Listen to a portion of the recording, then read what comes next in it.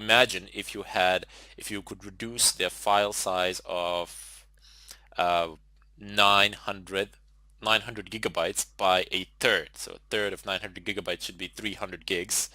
And if you can remove 300, I don't think you're going to remove 300 gigs, just to be honest.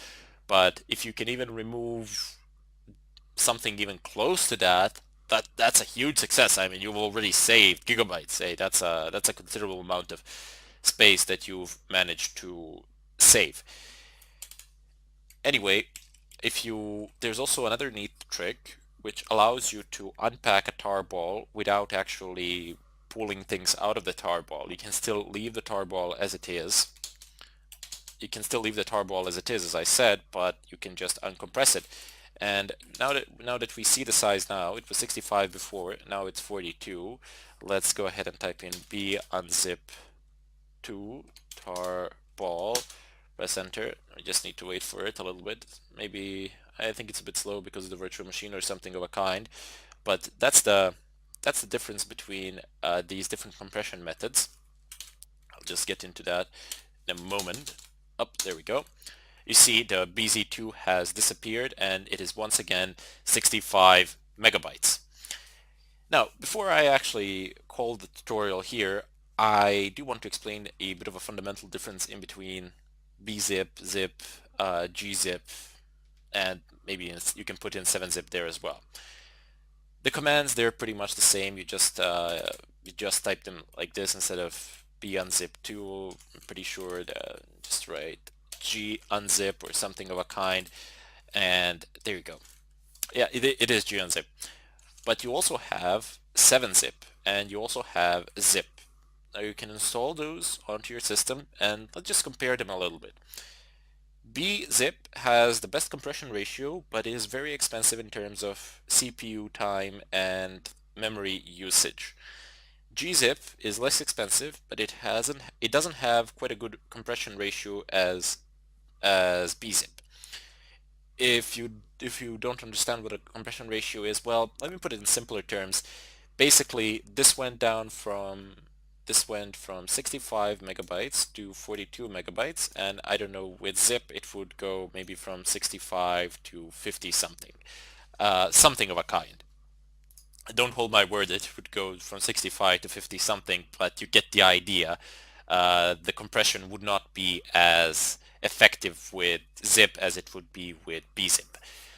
Anyway, bzip and gzip, they're not quite expensive, but gzip is significantly better than zip. And then you have 7-zip, which is a compromise, so to say. 7-zip is not that expensive on the resources, but it does have a relatively good compression ratio, so it should work fine. But I would definitely recommend using bzip if you can, bzip 2 actually, if you can spare the CPU and RAM to do it. You see, even for a smaller file like this, but granted, okay, this is a virtual machine, so take that into consideration. It has taken a little bit of time for it to actually complete the action.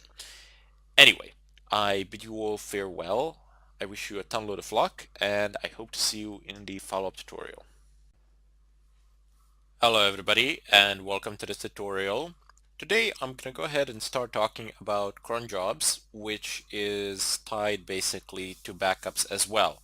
Because if you want to perform daily backups or weekly, monthly backups, you're not going to go ahead and sit down and type that every same command every day or every month or something of a kind. No, you're not going to do that. Rather, instead, what you will do is schedule a task and state that it should repeat itself every, I don't know, you can specify, you can basically say repeat yourself every minute. However, take a look at this format that I've written out here for you. Oops, there we go. This is a format which you would use in order to edit a cron tab. In cron tab, you would specify specific time intervals. When do you want a certain command over here to actually run? Now I have given a direct command here, although I would advise against it. Rather, instead, I would suggest giving a link to a bash script, and then from there run a set of commands or something of a kind. We will get into that, and we will get into the Chrome tab, and we will do all of that. For the time being, I just wanted to explain to you what it is used for and what format will it accept. Primarily because cron jobs, well, that's a standard basically, I would say. Primarily because it is used on pretty much every Linux distro out there, as far as I know.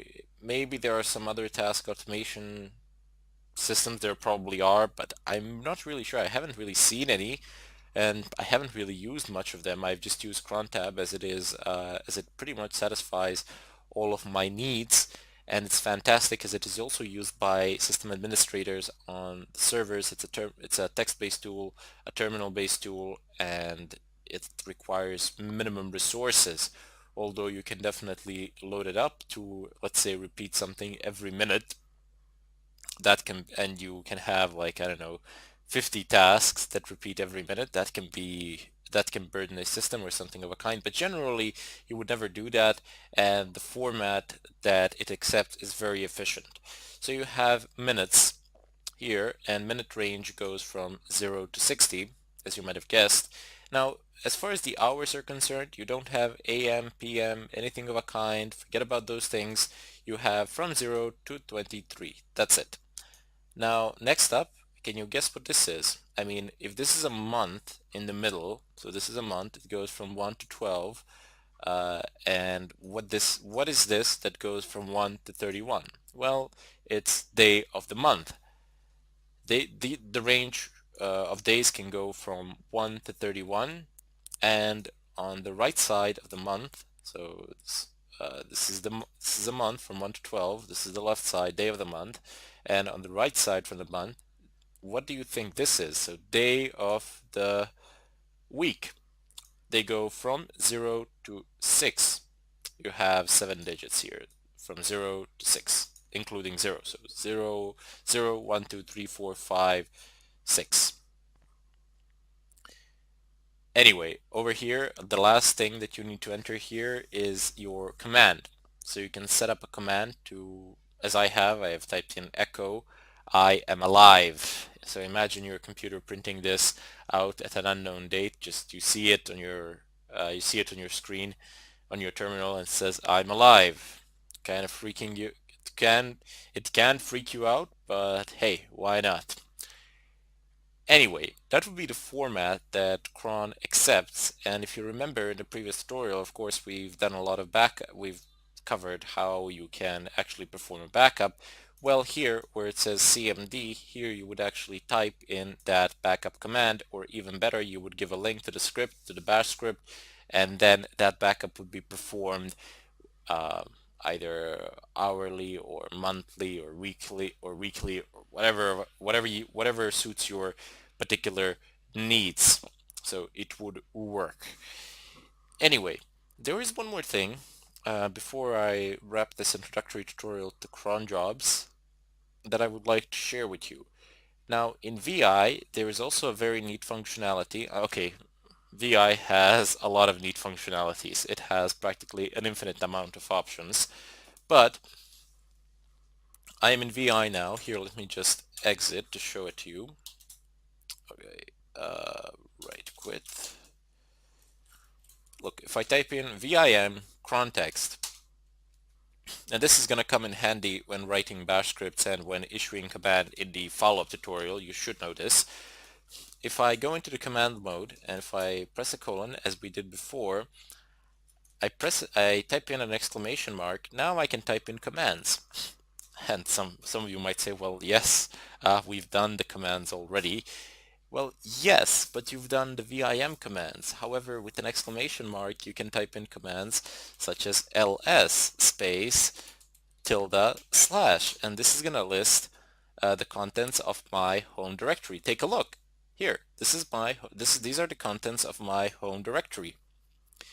Press enter and you're back in VI. You do not need to exit VI to actually browse the file system and to take a look where is what. Strange, I know. And you can also issue other commands. I would encourage you to experiment with this a lot.